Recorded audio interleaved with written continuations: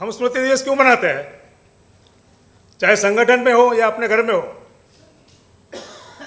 स्मृति दिवस इसलिए मनाते हैं, हम याद करते हैं उनको कि भाई हमारे लिए, चाहे आपके पिताजी है या संगठन में कोई आदमी है, आपके लिए क्या क्या अच्छा काम करके गए और आपके लिए क्या क्या काम अधूरा छोड़ के गए।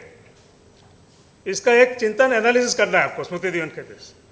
यहाँ पर मैं देख रहा हूँ 4 घंटे से लोग हंस रहे हैं। ये कोई हंसने का कार्यक्रम है? खापड़े साहब ने भी जो किया सबको पता है, और हमारे लिए कुछ अधूरा काम भी छोड़ गए हैं। और जहाँ तक खापड़े साहब का लीगेसी का सवाल है, तो भगवान बुद्ध ने जो सामाजिक क्रांति किया सक्सेसफुल, बाद में उसको काउंटर कर दिया गया। बाबा साहब ने उसको रिवाइव किया, लेकिन वो भी पूरी तरह से नहीं कर पाए सक्सेसफुल। उसी लाइन को आगे बढ़ाते हुए मेरा ऐसा मानना है, उस लाइन पे अगर किसी ने काम किया इस लीगेसी में तो खापड़े साहब है। सामाजिक क्रांति का जो आंदोलन बुद्धा का था, बाबा साहब का था, उसको आगे बढ़ाने वाला जो है खापड़े साहब ही है। मैं आपको, मेरे पास बहुत सारी कहानियाँ हैं, मैं कहानी नहीं सुनाऊंगा आपको क्योंकि टाइम भी कम है। मेरा उनसे परिचय 81 में हुआ, चंडीगढ़ के अधिवेशन से। वे एडवोकेट था गुजरात में उस टाइम में, और हम जब जुड़े संगठन से तो हम तो बाबा साहब के नाम से जुड़े थे, हमको कोई आइडियोलॉजी कुछ पता नहीं था। 5-6 साल हम ऐसे ही काम करते रहे कि बाबा साहब का काम करना है। लेकिन जब अहमदाबाद में पहली बार कैडर कैंप खापड़े साहब का मैंने अटेंड किया, 87-88 का है, तब ये आइडियोलॉजी, ये कॉन्सेप्ट क्या है, उसकी कंसेप्चुअल जो क्लैरिटी थी वो उस टाइम मुझे उसी टाइम जब मिली 7-8 साल के बाद। उसके बाद तो मुझे 94 के बाद तो उनके साथ काम करने का, साथ में काम करने का मौका मिला। जब एक नई व्यवस्था बनाई हमने 94 में संगठन में, चेयरमैन की, जनरल बॉडी की, क्योंकि संगठन में बार बार ये देखा गया जो भी अध्यक्ष बनता था वो बेईमानी करता था और तोड़ के चला जाता था। तो हम लोगों ने सबने मिल के, बोरकर साहब थे, खापड़ साहब मिश्राम भी थे, उन्होंने एक व्यवस्था बनाई चेयरमैन की कि भाई जनरल बॉडी का जो चेयरमैन रहेगा वो रूलिंग मतलब चेयर करेगा प्रोग्राम। तो खापड़ साहब ने मुझे वो जिम्मेदारी दे दी। मुझे अभी तक भी पता नहीं मुझे इतना जिम्मेदार क्यों बनाया उन्होंने,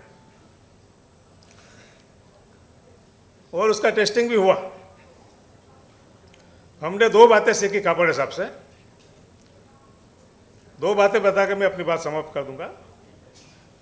एक बात जो कई लोगों ने बताई यहाँ पर, हीरे साहब ने बताई, पवार साहब ने बताई, कि जब व्यक्ति और संगठन में टकराव हो तो व्यक्ति को छोड़ देना चाहिए,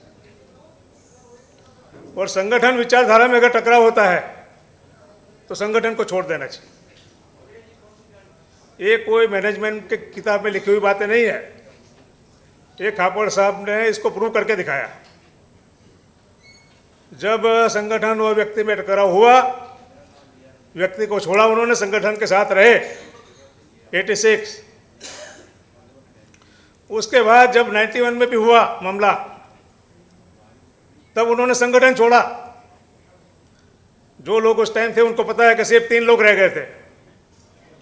3 लोग एक तरफ थे, संगठन एक तरफ था, फिर भी वो डटे रहे और फिर खड़ा किया फिर से उन्होंने। आज जो यहाँ सब लोग दिख रहे हैं वो उसकी उनकी वजह से ही है। मैंने भी वही बात को, मुझे बहुत फायदा हुआ। मुझे भी मौका मिला 2 बार, एक बार 96 में, तब तो हमारे साथ में थे, गाइड भी कर रहे थे। लेकिन जब 2003 में हुआ, उस टाइम तो खापड़े साहब नहीं थे हमारे साथ, लेकिन उन्होंने जो सिखाया हमको वो काम में आ गया, और उसी की वजह से संगठन बच गया। आप लोग को सबको पता है हिस्ट्री, मैं ज़्यादा डिटेल में नहीं बताऊंगा। एक ये बात है, मैं इसलिए आपको बार बार ये बताता हूँ कि आपको इसको ध्यान में रखना। भविष्य में भी जब भी मौका कोई आता है ऐसा, इसको हमेशा ध्यान में रखा। हम लोग चाहे है कि नहीं है, आप ध्यान में रखना इसको। दूसरी बात जो थी उनके अंदर में, कि वो एडवर्स सिचुएशन में काम करने का बहुत उनको वो था। वो हमेशा ही एडवर्स सिचुएशन में काम करते थे। ये बात भी हमने सीखी। मुझे तो लगता है उनका पूरा ज़िंदगी एडवर्स सिचुएशन में ही चला गया काम करते करते, वो चाहे घर में है या संगठन में है या नौकरी में है। उसका एक्सपीरियंस हमने अहमदाबाद में देखा एक बार, जब 1990 में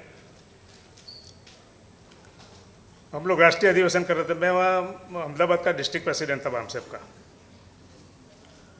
और बाबा साहब का जन्म शताब्दी वर्ष था, आपको लोगों को पता होगा, और फुले साहब का स्मृति शताब्दी वर्ष था।